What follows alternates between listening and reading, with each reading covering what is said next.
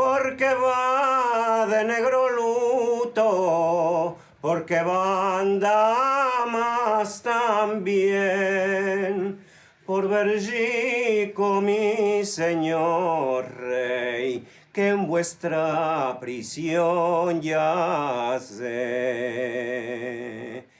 Aprontad a los caballeros, aprontadme a comer, mientras la mesa se aprontan, a Bergico iré yo a ver.